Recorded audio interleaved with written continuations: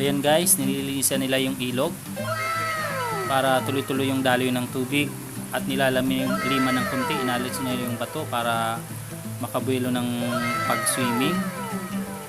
So yan. So hindi naman masyadong malino yung tubig kasi maraming mga dahon at lumot. So yan. Ang daming dahon.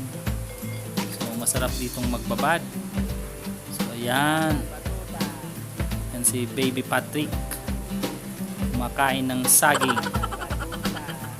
Ayan. Oh yeah. You know? So dito na kami manananghalian. So yan lang ang aming simpleng kakainin ngayong tanghali.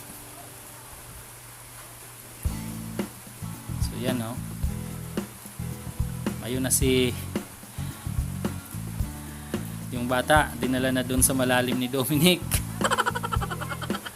Yan, doon, malalim na doon sa dulo. So gumawa sila ng balsa. So ayun. So ang ganda dito. So yan. So nandun na sa dulo. Doon sila magswi-swimming. So sinakay yung bata doon sa balsa, gawa sa kawayan. Ganyan talaga dito sa probinsya. Simpleng buhay pero masaya. So anytime gusto mong maligo, makakaligo ka. So ayan.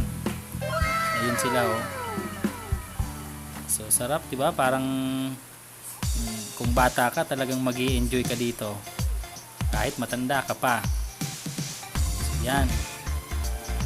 So, ayun na sila sa dulo. Yun, parang namamangka lang eh. So, yun.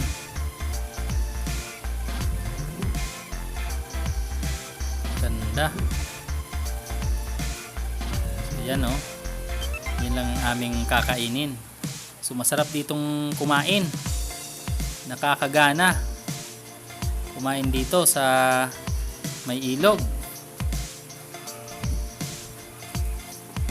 Yan.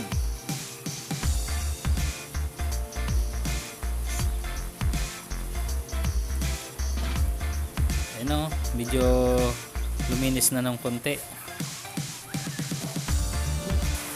Ayan si mama, oh, naglalaba.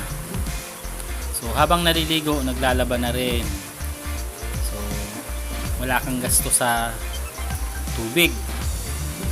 Wala kang babayaran.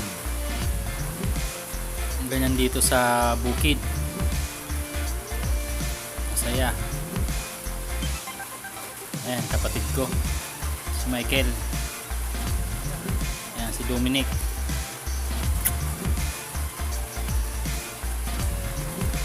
Diba? Saan ka pa? So, meron ba nito sa Manila? Sa syudad?